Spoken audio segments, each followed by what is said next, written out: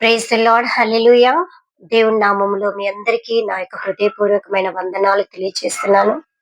అందరూ ఎలా ఉన్నారండి? దేవుని కృపను బట్టి మనమందరము సజీవంగా, ఆరోగ్యంగా ఉన్నాం. దాన్ని బట్టి మనం దేవునికి కృతజ్ఞతాస్తుతులు చెల్లించాల్సిన వారమై ఉన్నాం. ఈ యొక్క సమయంలో నేను ఒక వాక్యం ద్వారా నేను మీ ముందుకొచ్చి ఉన్నాను. దయచేసి అందరం విందాం. ప్రకటన గ్రంథము 3వ అధ్యాయము 19వ వచనంలో సెలవిచ్చిన విధముగా, నేను ప్రేమించు వారందరినీ గద్దించి శిక్షించుచున్నాను. హల్లెలూయా. దేవుడు ఒక మాట అంటున్నాడు ఏంటంటే, నేను ప్రేమించు వారిని గద్దించి శిక్షించుచున్నాను.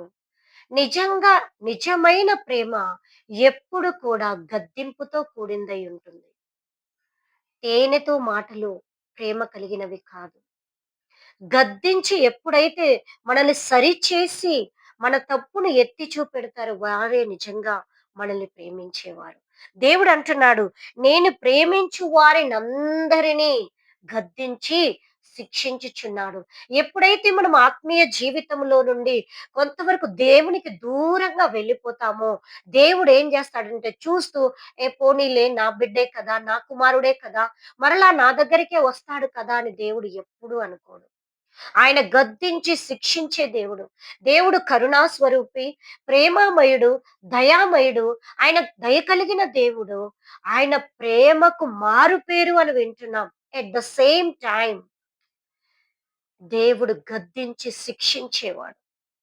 ఆయన గద్దించకపోతే, ఆయన శిక్షించకపోతే మనము ఆత్మీయ జీవితంలో స్ట్రెయిట్‌గా, కరెక్ట్‌గా మనం నడవలేం.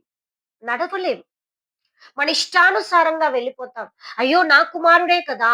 అయ్యో! నా కుమార్తె కదా! పోనీలే అని అనుకోని ఉండేవాడు కానే కాదు మన దేవుడు. యేసయ్య ఎప్పుడైతే మనల్ని ప్రేమించడం ప్రారంభిస్తాడో, అదే టైం నుండి దేవుడు మనల్ని ఏం చేస్తాడంట? గద్దించి శిక్షిస్తాడు. చాలా వరకు యేసుప్రభు ప్రేమ కలిగిన వాడు కదండీ! ఆయన దయ కలిగిన వాడు కదండీ! ఆయన కోపపడడు కదండీ! అని అంటారు. No, never. When we does the wrong, definitely God will punish us and he will warn us. దేవుడు ఖచ్చితంగా మనల్ని గద్దించుతాడు, శిక్షిస్తాడు. He will punish us. అప్పుడు మనల్ని మనం తెలుసుకోవాలి. అవును, నేను ఈ తప్పు చేయడం వల్ల, దేవునికి నేను ఈ విషయంలో దూరంగా వెళ్ళడం వల్లనే దేవుడు నన్ను గద్దించాడు. ఆ గద్దింపును, ఆ స్వరాన్ని మన హృదయములో మనం వినగలగాలి. అలా విని మనల్ని మనం సరిచేసుకున్నప్పుడే మనము దేవునికి చాలా దగ్గరగా, అత్యున్నత సమీపంగా దేవుడి దగ్గరికి మనము వెళ్ళి మన మనవులన్నీ చెప్పగలం. ఎప్పుడైతే తండ్రి తన కుమారుణ్ణి, కుమార్తెను ప్రేమిస్తాడో, అప్పుడు ఆ కుమారుడికి, కుమార్తెకు తండ్రి అంటే లేదా తల్లిదండ్రులంటే చాలా ఒక ప్రేమ. ఏదైనా సరే వాళ్ళొచ్చి వాళ్ళకి చెప్పుకోగలుగుతారు. ఇది, అది. అప్పుడు వెంటనే తల్లిదండ్రులుగా అందరూ ఏం చేస్తారు? ఇది తప్పు, అది ఒప్పు అని ఎలాగైతే చెప్తారో, మన దేవుడు కూడా మనల్ని అలాగ గద్దించి శిక్షించే దేవుడు. నేనొక ఉదాహరణ చెప్పాలనుకుంటున్నాను. ఒక తల్లికి ఒక కుమారుడున్నాడు. వాడు చాలా చిన్నగా ఉన్నప్పుడే వాళ్ళ తండ్రి చనిపోయాడు.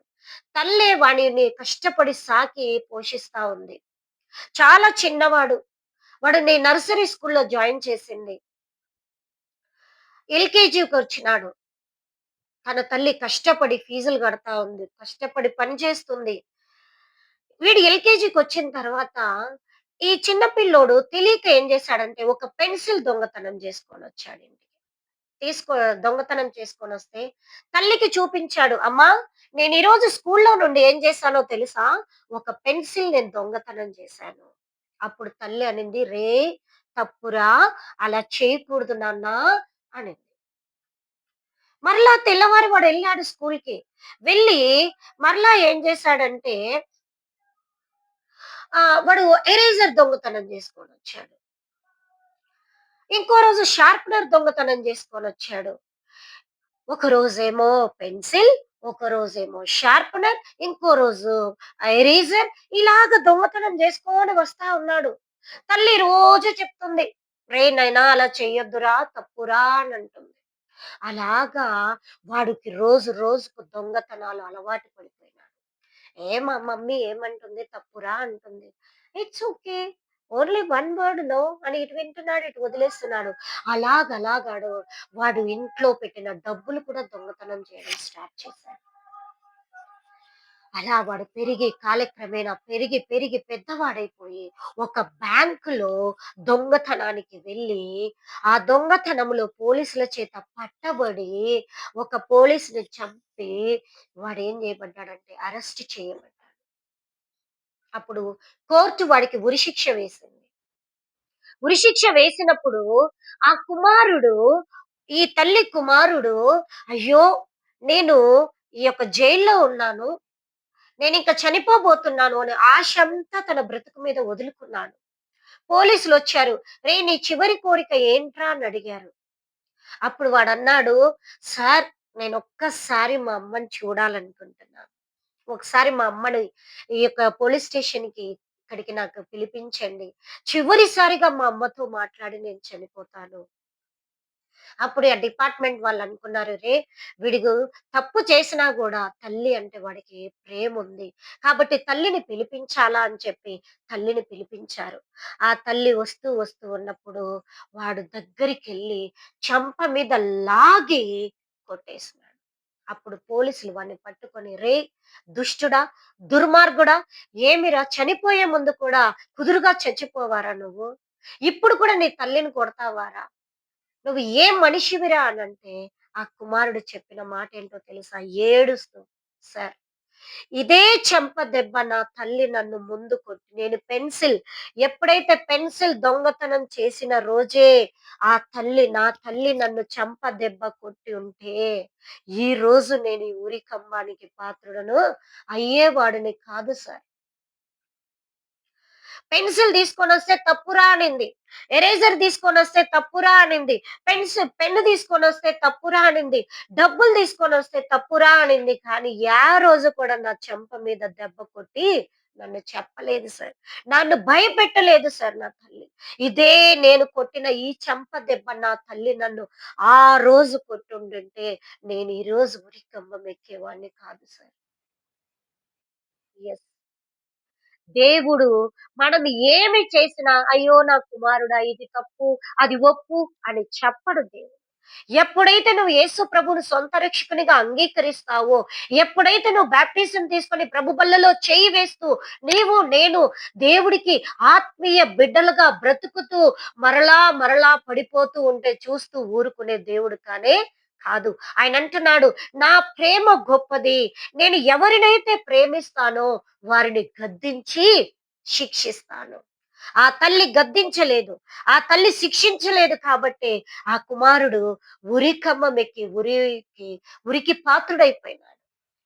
ఉరి శిక్షలో చనిపోయాడు. కానీ మన దేవుడు అలాంటి వాడు కాదు. Then and there he will punish us. Then and there he will warn us. బిడ్డా నువ్వు చేసేది తప్పు. బిడ్డా నువ్వు పోయే మార్గము తప్పు. నీ దేవుడు మనల్ని హెచ్చరిస్తాడు. మన హృదయంలో మనల్ని హెచ్చరిస్తాడు. అందుకే దేవుడు అంటున్నాడు, నేను ప్రేమించు వారందరినీ గద్దించి శిక్షించుచున్నాను. మనం దేవుని యొక్క స్వరాన్ని మనం వినాలి. మనం తప్పు చేసిన, దేవునికి విరోధముగా పాపము చేసిన, దుష్క్రియలు చేసిన, అతిక్రమాలు చేసినా కూడా దేవుడు గద్దించినప్పుడు మనము వాటిని విని పశ్చాత్తాపపడి వాటిని వదిలి దేవునికి ఇష్టలముగా మనం బ్రతకాలి. దేవుని రాకడ సమీపమై ఉన్నది. ఆయన ఎప్పుడొస్తాడో మనకు తెలీదు. దొంగ వలె వస్తానంటున్నాడు దేవుడు. ఆయన వచ్చినప్పుడు ఆయన రాకడలో ఎత్తబడే వారిగా ఉంటున్నామా? విడవబడే వారిగా దేవుడికి దూరంగా ఉంటున్నామా? పేరుకు మాత్రం ఆత్మీయ జీవితంలో క్రైస్తవులము అనుకోని దేవుడి యొక్క స్వరాన్ని వినలేని స్థితిలో మనం ఉంటున్నామా? మనల్ని మనం పరిశోధించుకోవాలి. దేవుడు అంటున్నాడు, నేను ప్రేమించే వారిని గద్దిస్తాను, శిక్షిస్తాను. నేనొక teacher. I am a teacher. I am working in the school at present. ఇప్పుడు పేరెంట్స్ వాళ్ళ పిల్లల్ని గద్దించినా, శిక్షించినా కంప్లెయింట్స్‌కొస్తున్నాయి. Once upon a time you are also one of the student. You are one of the student. మీ teachers మిమ్మల్ని punish చేయలేదా? Punish చేయలేకుండానే మీరు ఈ స్థితిలో ఉన్నారా? ఈ ఉద్యోగాలు జేస్తున్నారా? అన్నీ తెలిసి గూడా తల్లిదండ్రులు ఇప్పుడు మా పిల్లలు తిట్టారే, మా పిల్లల్ని కొట్టారే అని మాట్లాడుతున్నారు. ఎక్కడికెళ్తున్నాం మన సమాజం? చిన్నప్పటి నుండే దేవుని మనలో మనము ఎలాగ ఎదగాలి అనేది దేవుడు మనకు నేర్పిస్తాడు. ఆత్మీయ జీవితంలో కొత్తగా రక్షింపబడిన లేదా సంవత్సరాల కొద్దీ మనము రక్షింపబడి కొన్ని సంవత్సరాలైనా దేవుడు ఒకే ప్రేమను చూపిస్తాడు. ఆయన ప్రేమలో మార్పు లేదు. ఆయన ప్రేమలో తేడా లేదు. ఆయన ప్రేమలో పార్షియాలిటీ లేదు. భేదము లేదు, వ్యత్యాసము లేదు. ఒకే మాదిరిగా దేవుడు నిన్ను నన్ను ప్రేమిస్తాడు. నిన్ను నన్ను ప్రేమించుచున్నాడు కాబట్టే ఆయన గద్దించి శిక్షిస్తాడు. ఏ టీచర్ అయితే ఏ స్టూడెంట్‌ని గద్దిస్తుందో వాడి లైఫ్ ఎప్పుడు బ్రైట్‌గా ఉంటుంది. సో, మన టీచర్ కూడా యేసయ్య. ఆయన అంటున్నాడు, "నేను నిన్ను గద్దిస్తా, నిన్ను శిక్షిస్తా." కాబట్టి ఆయన శిక్షకు మనం లోబడాలి. ఆయన గద్దింపును మనం వినాలి. యెహోవా గద్దించినప్పుడు నీవు విసకకుము అంటాడు దేవుడు. యెస్, ఆయన గద్దించే దేవుడు. ఆయన శిక్షించే దేవుడు. ఆయన ప్రేమ స్వరూపి, దయామయుడు, కరుణామయుడు ఎట్ ద సేమ్ టైమ్. ఆయనంటాడు, నేను కొదమ సింహము వలె, గర్జించు సింహం వలె, కొదమ సింహం వలె నేనొస్తాను అంటున్నాడు. ఆయన రాకడలో మనం ఎత్తబడాలంటే దేవుని యొక్క గద్దింపునకు, శిక్షకు మనం విధేయత చూపి లోబడే వారిగా ఉండాలి. దేవుడి యొక్క వాక్యమును దీవించును గాక. చిన్న ప్రార్థన చేసుకుందాం. మహోన్నతుడా, జీవాధిపతి యేసయ్యా మీకు వందనాలు. ఈ యొక్క నా తండ్రి సమయంలో మీరు మాట్లాడిన ప్రతి మాట కొరకు మీకు స్తోత్రాలయ్యా. అవును నాయనా, మీరంటున్నారు ప్రభా, నేను ప్రేమించు వారందరినీ గద్దించి శిక్షించుచున్నాను. అవును ప్రభా, మీ గద్దింపునకు మేము వినాలి. మీ గద్దింపునకు మేము లోబడాలి. మీ యొక్క శిక్షకు మేము లోబడినప్పుడే మేము ఉన్నత స్థితిలో నిలవబడగలం. మీ రాకడలో ఎత్తబడగలం కనుక ప్రభా, మమ్మల్ని మేము సరి చేసుకోవడానికి కృపనివ్వండి. దీవించండి, ఆశీర్వదించండి. ఈ కొద్ది మాటలనైనా అయా మీకు వందనాలు. మా ఆత్మీయ జీవితాలకు మేలుకరంగా ఉపయోగపడినట్లుగా మీరే సహాయమును దయచేసి మహిం పొందమని యేసు నామంలో ప్రార్థించడి వేడుకుంటున్నాం తండ్రి. ఆమేన్. ఆమేన్. దేవుడి యొక్క మాటలు దీవించును గాక. ఆమేన్.